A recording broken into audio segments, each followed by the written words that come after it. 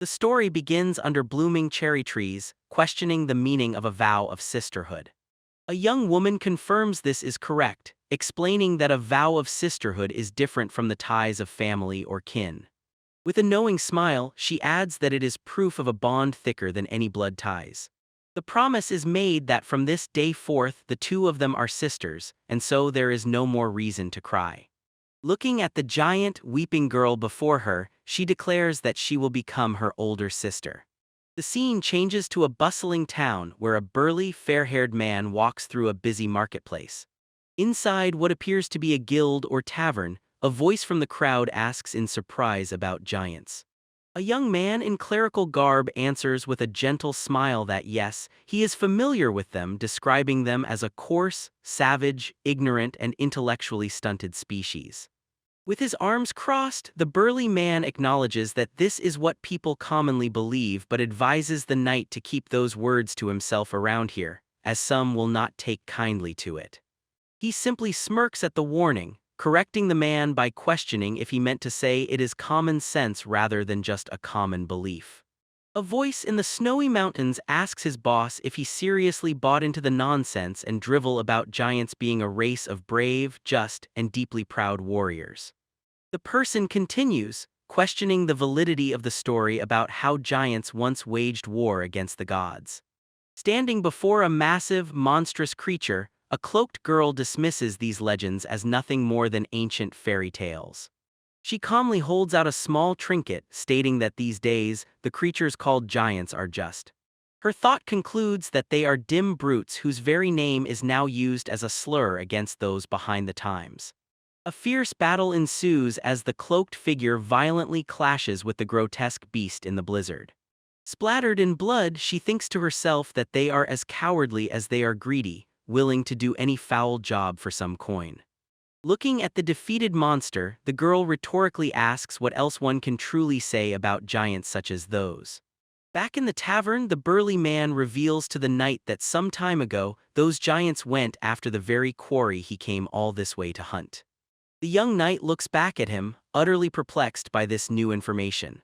Visibly startled, the guild master tells the knight he must be joking, as the target is an ancient ice dragon over 200 years old.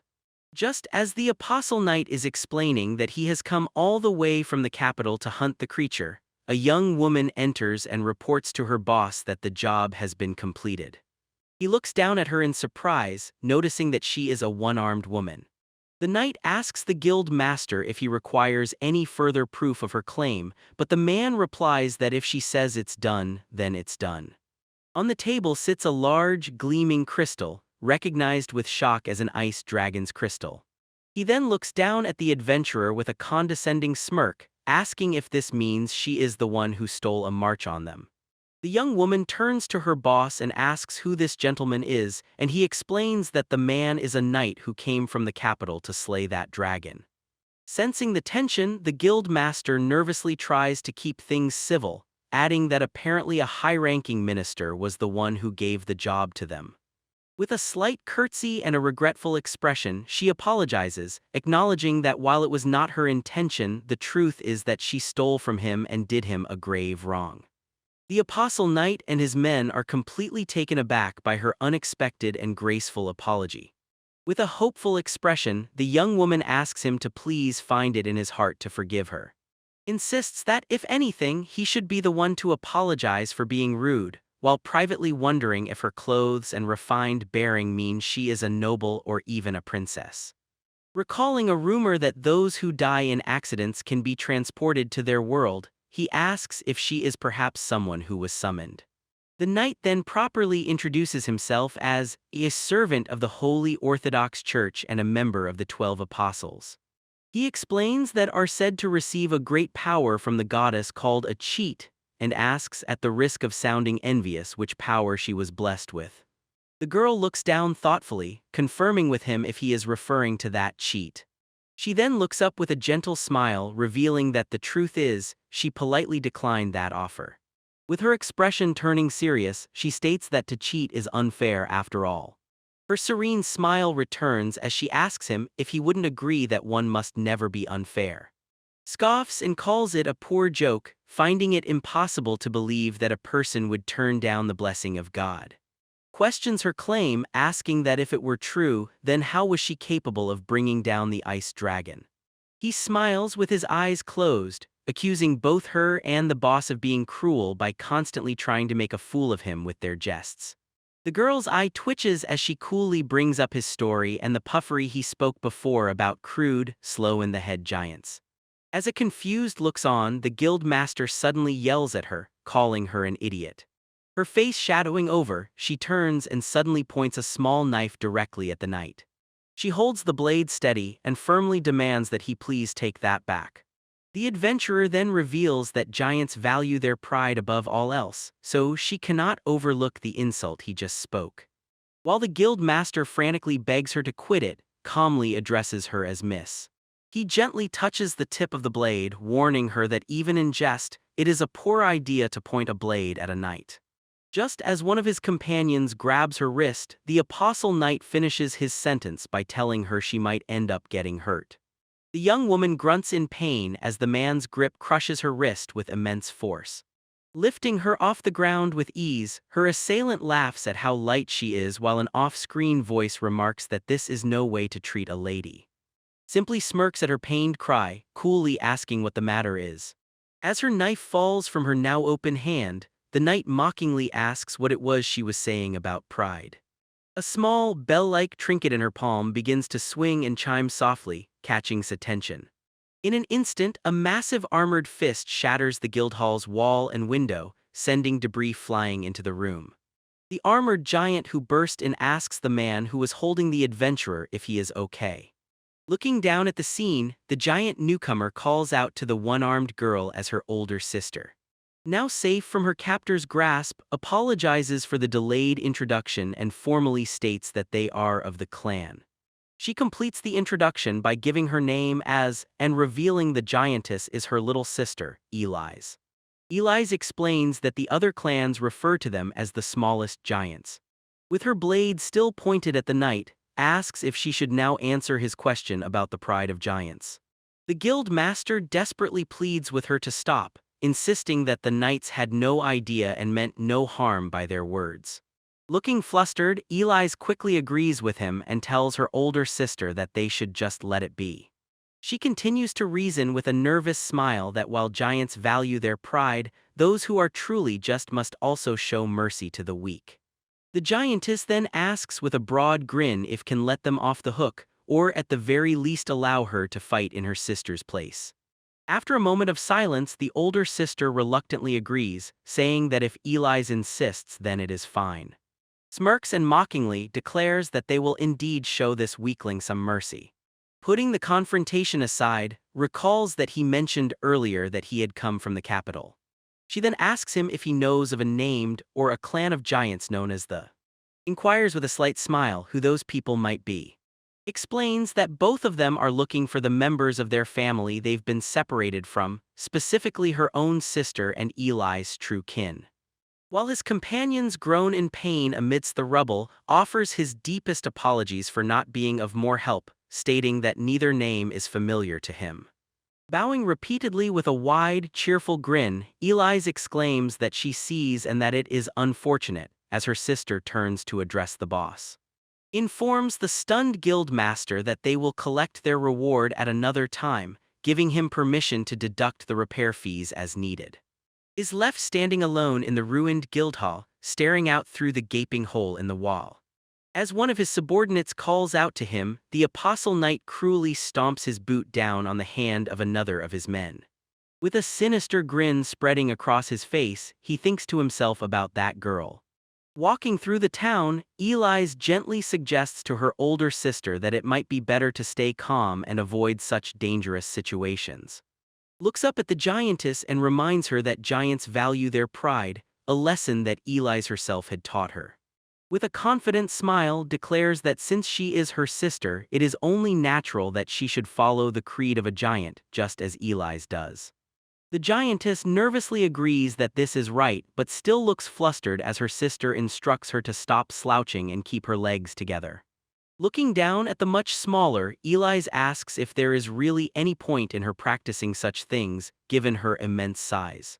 The older sister calmly reminds her that manners maketh man, adding that it is only natural for Eli's to follow her ways.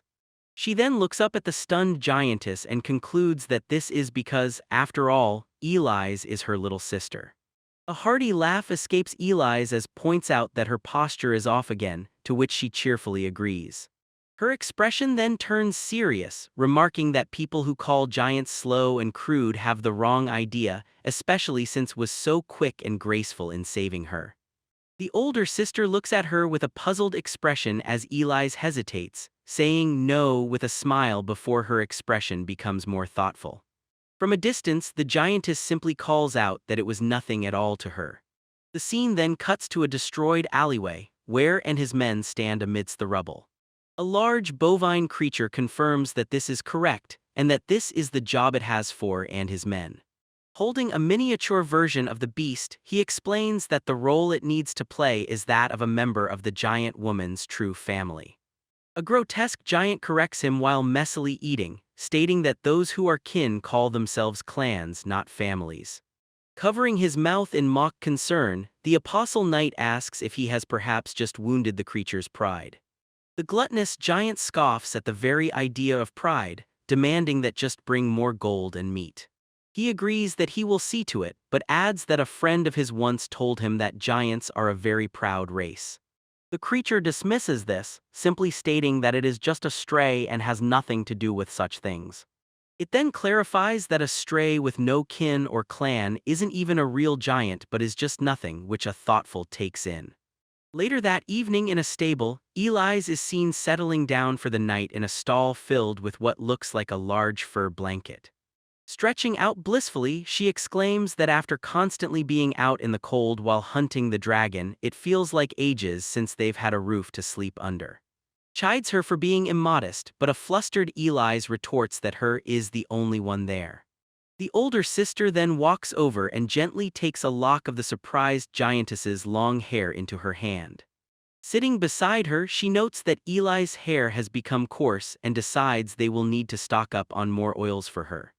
The giantess expresses her concern, saying that must be tired from the hunt and should go stay in a proper inn for humans instead of a stable, at least for tonight. With a peaceful smile, the older sister leans against her and confesses that she can't think of a better rest than sleeping by Eli's side. Tears well up in the giantess's eyes as she sobs, lamenting that they still haven't found her kin despite her hopes that someone from the capital would know something. She explains that the clan are nomads and with their giant legs there's no telling how far they have gotten, before turning the conversation to sister. A brief flashback shows that the adventurer and her own older sister were hit by a train before she found herself in this new world. Reasons with a steady gaze that if being summoned from another world is a known phenomenon, then she expects her sister must be somewhere here as well. Eli's looks on with a gentle and hopeful expression, quietly stating that she hopes they can meet them someday. With a gentle and determined expression, reassures her that they will find them, she is sure of it.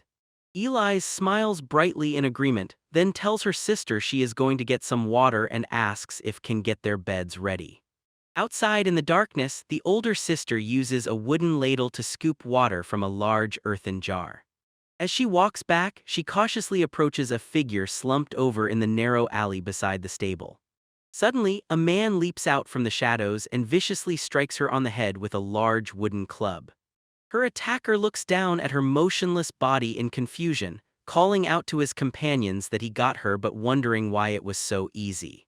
As a large group of mercenaries emerges, the man explains that their client said she was an with a cheat and that they should bring extra men, but it seems that wasn't necessary.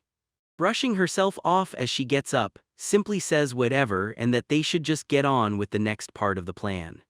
A flashback shows the inside of a church as a young girl's voice pleads with her older sister, saying they can't do this. With a chilling smile, the older sister turns and asks why not, questioning if the younger girl hates her now or something. In a flashback, a tearful young pleads with her sister on a church pew, insisting that God and heaven are watching them. Her older sister simply smiles, telling that she wants the bond between them to be eternal. Touching her face, she asks if this is not only natural since they are sisters after all. As a tear falls from Sai, leans in close and whispers that she wants her, even if it means. The lone figure then declares her resolve to stand defiant against both the sun and the moon. Back in the present, smirks as begins to stir, asking if little Miss Giant is finally awake. She looks up from the floor and offers her apologies for doing things so heavy-handedly. The Apostle Knight admits he was quite troubled by the idea she might not wake up at all. He then turns to her with a sinister grin, revealing that like her can fetch quite a price. Lying on the floor, looks up at him and quietly questions the word price. Elaborates that it is all the better for him if her cheat ability isn't for combat, musing that a power like looping time upon death, for instance, would go for an exceptional price. Lying on the floor, questions if he is talking about human trafficking, reminding him that as a servant of the church he is meant to serve God. The Apostle Knight casually replies that the church needs money too, same as anyone else. He adds with a pleasant smile that she ought to be more than enough to make up for the reward he was supposed to claim for defeating the ice dragon. While starting to unbuckle his belt, comments on her good looks and promises to enjoy her plenty before they get to the capital. She looks up at him with a steady, defiant gaze and asks how he will explain himself on the day he meets his god after doing such things. The knight scoffs at the mention of his god, lamenting how his people struggle just to eke out a pitiful existence. His expression then contorts into one of pure rage as he screams, asking how he could ever call a fucking moron who only bestows blessings upon invasive vermin his god. With a sudden, calm smile, apologizes for his foul language and points out that as they have been chatting, her little sister has arrived. Meanwhile, Eli's looks toward the stable with concern as two men confirm that her is indeed just over there. One of the men tells Eli's that one of her kin is up here, and his companion adds that this brother of hers was saying he wanted to meet her as well. With wide, hopeful eyes, she asks in disbelief if it is really her kin, to which one of the men simply confirms that it is. Clutching her shovel, Eli's murmurs in thought as one of the men adds that her big sister was also really glad to have found her little sister's family. The men then lead her to a field where she stands before a large, ragged-looking giant surrounded by a crowd of onlookers. The disheveled giant introduces himself to his kin as of the clan. A stunned Eli's listens as he begs for forgiveness, admitting that they were wrong to abandon her. Continues to explain that they had a reason for leaving her behind when she was young. With a skeptical expression, she shields her eyes from the sun and asks if that is the truth then. He looks at her with a desperate expression, insisting that it is right and that they had no choice in the matter. Recalling a quick glimpse of back at the stable, a sharp look of realization dawns in Eli's eye. Looking out from the stable, cruelly explains to that since her sister made a fool of him at the guild, he thinks it is only right that she be slaughtered where can watch. A menacing shadow falls over the captive girl as the Apostle Knight states he wants to hear what her power truly is, and that he will have her tell him as he enjoys himself. Eli's coldly informs the impostor that she might have been glad if this were the truth, but instead, all she can be glad about is how poor of an actor he is. Readying her weapon, she reveals how she saw through his lie by stating that they do not talk with such a weird accent. With a powerful swing, the giantess brings her massive weapon down, completely crushing the fake giant's head in a brutal strike. The force of the blow completely obliterates the impostor's head, sending an eyeball flying as a nearby mercenary watches in shock. Unleashing her power, Eli's calls upon the Djinn of the Wind, creating a massive gale that sends the mercenaries flying in every direction. Back at the stable, a powerful torrent of dark energy erupts from the doorway, tearing across the field toward the chaos. Amidst the swirling dust, stands with her arm outstretched, the small bell-like trinket in her palm chiming once more. The giantess turns her head in surprise, her attention caught by the distinct chiming sound coming from the direction of the stable. With a bright smile, Eli's confirms she has understood and pleads with her to please not put herself in harm's way. The giantess then declares with fierce determination that she will deal with these guys and be there right away. surrounded by the flames and wreckage of the stable, stands over the defeated form of. While the defeated apostle knight gurgles a plea for her to kill him, he simultaneously threatens that she has made an enemy of the church and will face divine punishment. Looking down at him with contempt, she remarks that people like him are a sort she and her sister are both very well aware of. The bloodied knight spits out the words God, faith, and bonds with utter disdain. As Eli's lands amidst the defeated mercenaries, she adds promises to the list, accusing their enemies of being all too eager to use these concepts as a crude front. A monstrous shadow entity manifests behind as the sisters declare that all who are devoid of virtue are their enemies. Staring up in utter terror at the summoned being, the apostle knight can only stammer out the word giant. The final scene returns to the quiet, empty train platform where the two sisters once stood. In a painful flashback, questions her sister's sudden desire to stop being sisters. Looks away dismissively, stating that since she is graduating next month, they should just drop the whole sister thing already. The younger girl reminds her that she was the one who said their bond as sisters was thicker than blood.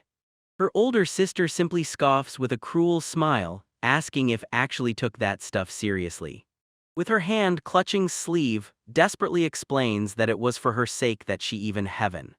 The very mention of heaven sends into a fit of manic laughter, as she calls the notion a total riot. Stands in stunned silence as her sister calls all rich girls a sheltered and totally clueless bunch. Then coldly reveals she only did it because all the other girls were doing it and wealth was useful. The younger girl is then told that her stupidly naive and painfully straight-laced personality was a real chore to put up with.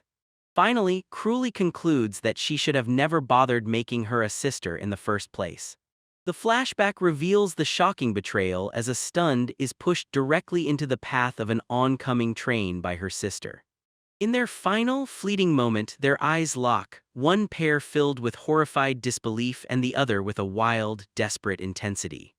Snapping back to reality, she hears a concerned voice call out to her as. A worried Elise rushes to her side asking if she is hurt, but calmly replies that she is fine and asks about Elise in return. The older sister looks out over the field of defeated mercenaries, confirming she is also okay but leaving her thought unfinished. She then asks for confirmation that the giant was an imposter, to which Elise simply answers yes. With a sad look in her eye, the giantess confirms that he was not one of her kin. Noticing her sister's disappointment, gently tells her that it will be all right and that she shouldn't make such a sad face. She then looks at her with determination, promising that they will surely find both Eli's kin who abandoned her and's own. Eli's spirit is immediately lifted as she declares with a brilliant smile that they are brave, just, and prouder than anyone. Looking toward the sunlit mountainside, Elise thinks to herself that her really is a giant amongst giants. In a different location, two female adventurers run through a forest, both desperately calling out for their. Her companion asks what is wrong since she was spacing out, and the older girl replies that it is nothing, she just sort of got the chills. The younger adventurer giggles, wondering what could give a hero like her the chills, and playfully suggesting an evil spirit or even the demon lord. Looks on with a troubled expression, murmuring that who knows what it could be. She feels, however, that it is something even bigger, as the monstrous shadow of a giant looms over a snowy landscape. The scene shifts abruptly to a village engulfed in flames, under attack by a horde of monstrous creatures. A voice exclaims in disbelief that hordes of orcs and goblins are attacking a village like this. A young man rallies the terrified villagers, shouting that he has already sent for help from the neighboring guild and that they must hold out until the adventurers arrive. He immediately despairs, however, realizing that it will still take half a day for help to arrive even on horseback and questioning how they will possibly make it as a rumbling sound begins to shake the ground. As the ground rumbles, one villager wonders if it is an earthquake, but the young man beside him corrects him, stammering that it is something else entirely. A massive giantess then descends upon the village, leaping gracefully over the terrified residents who can only stare up in awe. The young men stare up with wide eyes, exclaiming in utter shock that it is a giant. The giant's much smaller companion calmly touches her hand, simply stating her name and objective, Alice, the roof. In a fluid, practiced motion, Alice tosses the girl, who expertly slides up her outstretched arm. Landing perfectly atop a thatched roof, she announces to the villagers that they are the adventurers sent by the guild and instructs them to evacuate and leave everything to them. As Alice stands ready to fight, her partner surveys the battlefield and reports that the enemies are to the north and are mostly small, with no medium or large ones. With a ring of magic around her finger, she points toward the horde and gives her partner a direct command to go get them, Alice. The giantess winks confidently in response, acknowledging the order and affectionately calling her. Meanwhile, the villagers can only watch in utter confusion, questioning what is going on and why a giant, a being they have only heard of, is now present. One of the villagers explains that he has heard of an who commands a giant, and that they are known as. As Alice holds her weapon at the ready, the thought is completed with the name they are known by, the smallest giants. From her rooftop perch, calmly observes as orcs lunge toward a screaming villager below. Elsewhere in the chaos, two villagers tremble in absolute terror as a grotesque monster roars before them. A young man with glasses, identified as a weapon forger, leaps into the fray to battle the attacking monsters. He skillfully wields a massive, complex blade, cutting through the shadowy forms of his enemies with swift movements. The weapon forger tells the frightened villagers that he will take care of them and urges the civilians to hurry and leave. Noticing this new development from a distance, informs Alice that someone else has the northwest covered.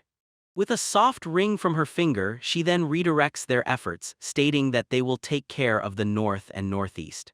Meanwhile, back in the neighboring town's guild hall, a patron shouts in surprise upon hearing the news of a horde.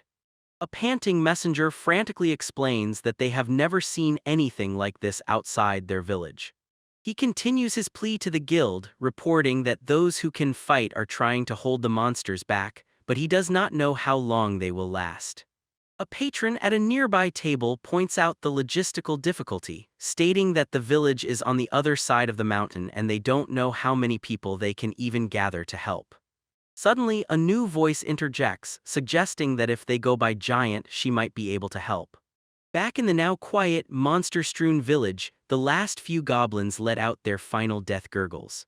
A giant foot comes down with a decisive squash, silencing the last of the attackers. Alice comments that this is pretty much all of them and praises her for a job well done, but modestly replies that she merely gave the orders while Alice did everything else. The giantess, panting slightly, brushes it off as nothing, though she admits that jumping over 2 mountains to reach the village was quite some work. Standing amidst the heaps of monster corpses, she declares with confidence that these monsters are no match for her.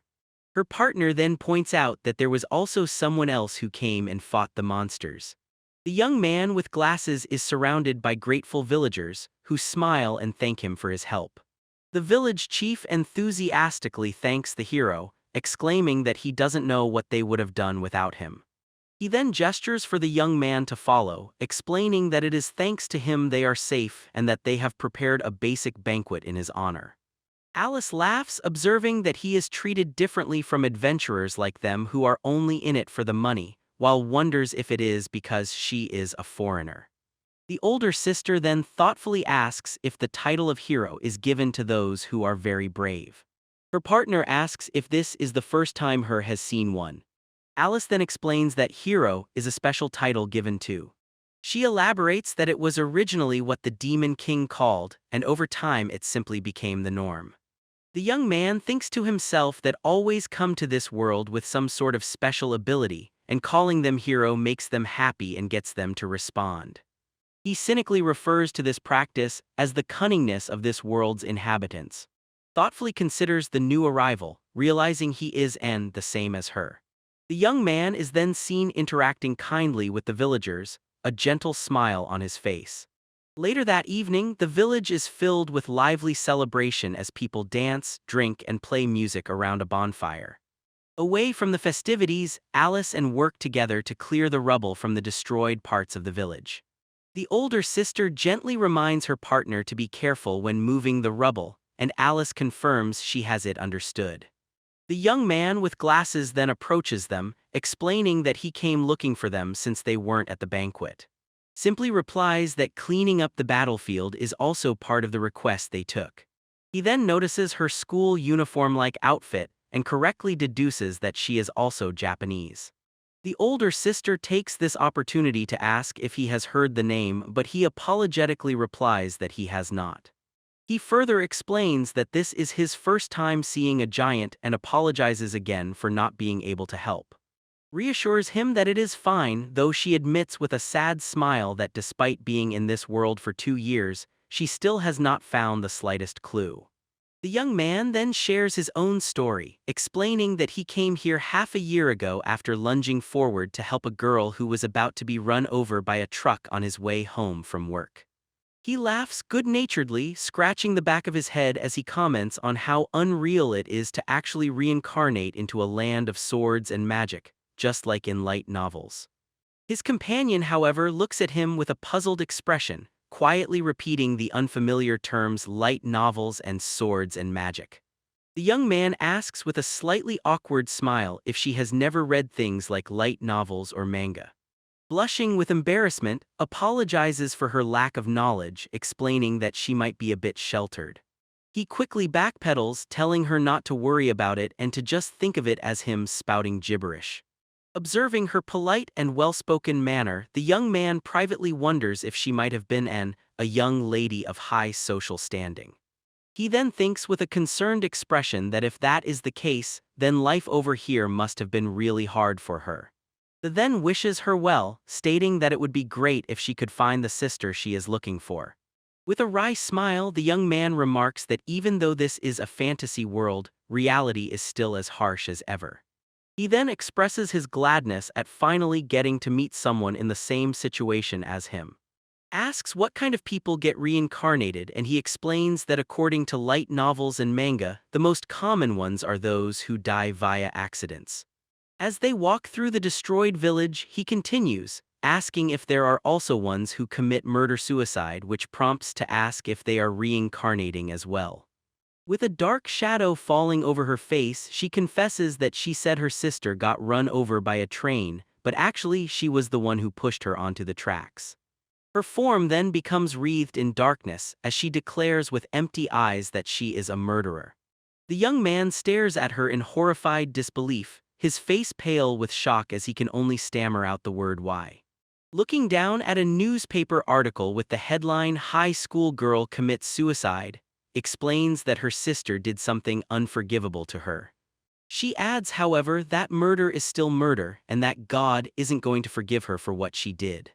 The looks at her with a mix of fear and confusion, stating that he is different from her, that he is a sinner. As the two are talking, a wounded villager runs up to them, calling out for the giant son. He urgently tells them that the child's condition is worsening. The young man looks on in confusion, recalling that the chief had told them everyone was fine.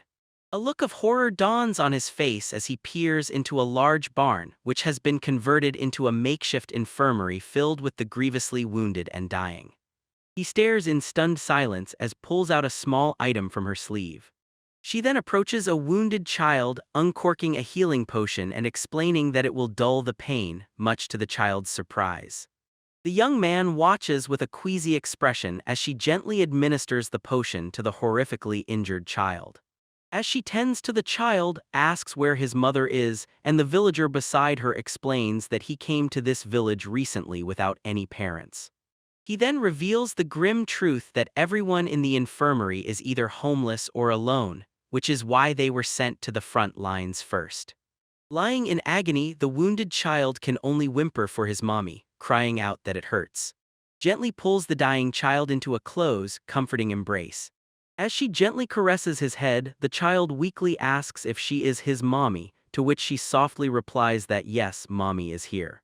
A glimmer of hope appears in the boy's eyes as he asks if it is really his mommy and questions why she ever left him.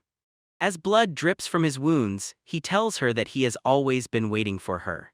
Holding him close, apologizes with her eyes closed in pain and promises that she will never leave him again. The fading child whimpers that it is so dark, scary, and cold, and that he is scared. She looks down at him with a gentle, reassuring smile, telling him not to worry because he will surely get to meet God. After he weakly questions the mention of God, she describes it as a warm place of happiness with lots of food where everyone is kind. With a faint, shadowed smile, tells the dying boy that this wonderful place is where he will be going. With his final breaths, the child murmurs how nice that sounds, and that if such a place exists, he would love to go there. With a sad, gentle smile, reassures the dying child not to worry, for be it God or heaven, they are definitely real. Her gaze darkens as she quietly adds that she, however, cannot go there because of the sins she has committed. The adventurer then promises the child that he, however, will definitely get to meet God. As a concerned villager notices she is covered in blood, stoically states that there is no need for help as she still has work to do. The blood-stained girl then walks away from the makeshift infirmary, rejoining Alice and the other who watch her with solemn expressions. She quietly condemns herself, stating that she is a sinner, a murderer, and now, a liar. Just then, the village chief runs toward them in a panic, shouting that this isn't good, hero. He frantically explains that that was not all of the monsters and that a second wave is coming. The young man looks on with a worried expression, realizing that if this keeps up, the citizens might actually get harmed this time. Catching the chief's phrasing, the gestures toward the infirmary in shock, questioning if he means the people inside are not considered citizens. The young man angrily declares that he will not help people who would do something so cruel, much to the chief's surprise. The village leader scoffs at his accusation, questioning what one could possibly know about their struggles. He then asks the hero why he thinks these people came to their village in the first place. The chief reveals that they are all criminals running from the law, with murderers and thieves among them. He then defiantly asks what the problem is with him letting them hide there as citizens and putting them to use at a time like this. Ignoring their argument, simply tells Alice that they have to go fight the second wave. The village chief's demeanor immediately changes as he gratefully thanks her, squeezing her hand and stating that he can only trust actual adventurers. She looks down at their clasped, blood-stained hands and coolly replies that this is just part of the job. As they prepare to leave, Alice passes her a clean cloth, telling her to please use it to wipe herself. However, declines the offer, stating that there is no need as she doesn't mind the blood, but Alice insists that is not what she is talking about. Alice clarifies with a sharp look that it is because her touched some filth just now. As the giantess holds out the cloth, apologizes to the startled villager for her partner's bluntness. She takes the offered cloth with a weary smile, remarking that this girl really isn't good at being subtle. Turning her back on the arguing men, tells Alice that it is time for them to go fight the monsters.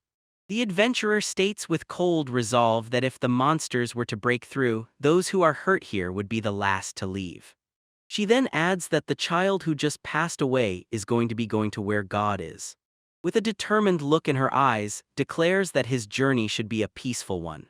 A horde of grotesque and snarling monsters charges toward the village, their monstrous faces filling the frame with menace. Surveying the advancing army, the older sister gives her command to go, to obliterate them all, and to let none survive. Alice leaps into the fray without hesitation, swinging her massive weapon and cutting a swath through the oncoming horde of monsters. With the battle over, the three fighters stand amidst the carnage of the slaughtered monster horde. Turns to the other and thanks him for lending a hand. He looks at her with a serious expression, reasoning that if she were truly a sinner, murderer, or liar, she would not have held that child's hand or saved the villagers. The adventurer simply looks away, stating that she is just doing her job. She then explains to Alice that presenting to your sister a way of life worth living is one of the responsibilities of an older sister. The young man asks her what she will do when she finally finds her sister. He then follows up by asking if she still intends to seek revenge, even if her sister did reincarnate. Admits that she does not know what she would do, wondering if she would apologize, kill her, or be killed by her. She continues her thought with a pained expression, realizing that if she does not find her and come to terms with things. The other listens with a sad, understanding gaze as her thought concludes that neither she nor her will ever be able to accept it. As they travel along a mountain path, sits pensively on her giant sister's leg. The blood-stained adventurer reflects on her own hypocrisy, admitting that she killed her sister and lied to a dying boy, yet still claims she will present a life worth living. Alice looks at her with a steady, understanding gaze, telling her that as a giant, she does not know what is right and wrong for humans. She continues, explaining that for giants, killing those who dishonor you is a commendable act. A brief flashback shows a grievously wounded, declaring to an unseen person that from this day on they are sisters. Looking out at the horizon, the giantess offers her a comforting thought, saying she is sure that boy received redemption when he saw his mother at the end of it all.